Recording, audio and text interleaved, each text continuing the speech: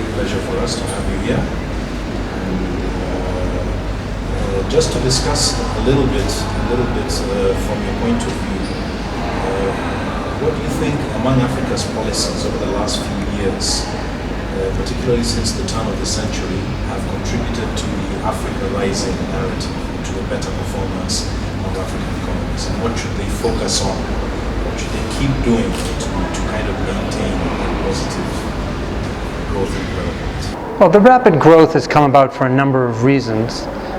To some extent, the growth was sparked by the very strong demand from the rest of the world, and in large measure other emerging market countries, the demand from China. But also African countries managed to adopt very supportive macroeconomic policies, whether fiscal policies, monetary policies, exchange rate policies, and started to cope with some long-standing problems that they'd had in fiscal policy management. And I think now we're in a situation where the rest of the world is being much less supportive of Africa. The global economy has been slow since the global financial crisis, and now China's economy is slowing. And so there's a bit more of a challenge for countries in Africa. Some have been hurt very much by the fall in oil and commodity prices and really have very little choice but to adjust to the lower revenues and earnings that they have. Other countries, Kenya included, benefit from the lower oil prices as a consumer country. And so this decline has actually been supportive. So the picture in Africa is not one-dimensional. There really are a variety of country circumstances, but I think all countries will benefit by keeping their eye on having a set of macroeconomic policies that will continue to support good, strong private sector advancement. In that regard, how do you think we can work more closely with the IMF to kind of improve their prospects even further? What are the areas of possible cooperation? Well, first, I think we're cooperating very well and have with this special program of support that we have, which is a $1.5 billion precautionary financing line. We have extended Kenya an important measure of protection, that if there's a problem, there's up to $1.5 billion that can be drawn upon.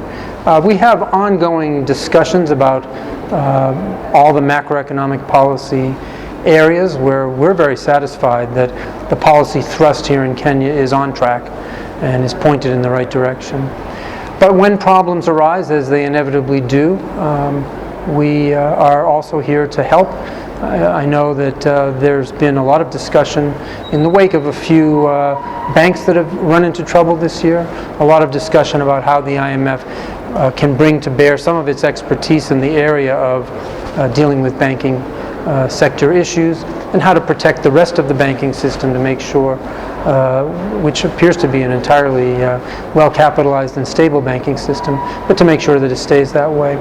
And we also have offered technical assistance in a range of areas. So we have a good relationship. I think it's a close and very functional relationship, and I hope we can be of help. What do you think are some of the policies Africa should put into place to make its infrastructure of global standard and to enable Africa to compete more effectively? Well, I think it is key to Africa's future to gradually and wisely build the infrastructure of a modern economy.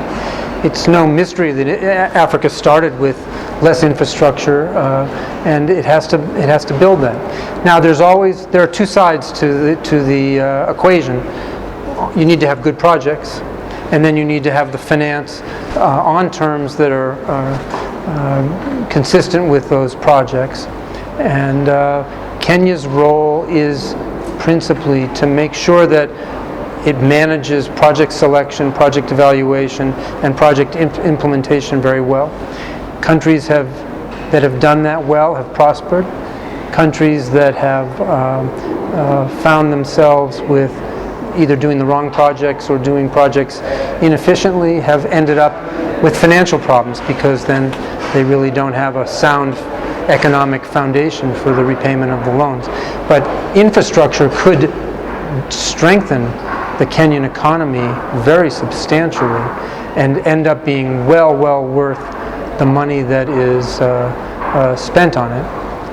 The world at the same time has to provide the funding, and in the past, Kenya, like much of Africa, has relied upon multilateral development banks for financing, but more and more it's relying on private sector borrowing of one kind or another, and I think there's greater and greater receptivity to that in general in the rest of the world.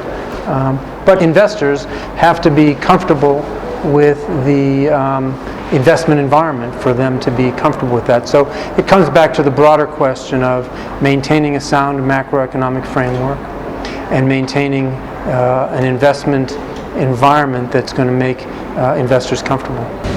Do you think public-private partnerships have an important role to play? I'd say they have a role. They can't do everything.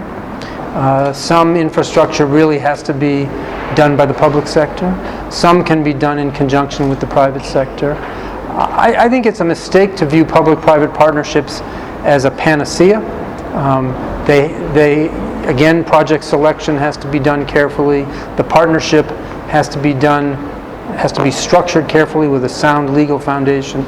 The financing arrangements have to be done carefully. There are examples of where this is working well, and this is not really the expertise of the IMF, but there are plenty who can offer advice on how to do it better and avoid the pitfalls. And there are many regional trading blocks that have come up in different parts of Africa. So what do you see as the way forward? How should African countries leverage on these economic blocks? Should they maintain them as they are? Should they try to integrate them more? What do you think is the future of these trading blocks, and how can we improve their effectiveness? I'm not sure there's a simple formula, but I'd say two things. First, it's important to remain open to the entire world, because your biggest markets, the richest markets, are the big countries in the world. I think, though, that the East African community has a lot of promise, and there are, in a sense, two kinds of connections that you have to make. You have to have coordination with all of the countries in this community to align the ways that policies are set to make sure that customs policies and various other business practices are going to facilitate a lot of cross-border activity. That's not a trivial undertaking. And you need to, in essence, hook up your infrastructure, as is being done. The rail line connecting countries will facilitate intra-regional trade. So there are both physical aspects and policy aspects, including legal aspects, to this. I think it could be of significant benefit to the region. Thank you very much. Thank you. It's good to be with you. Yeah.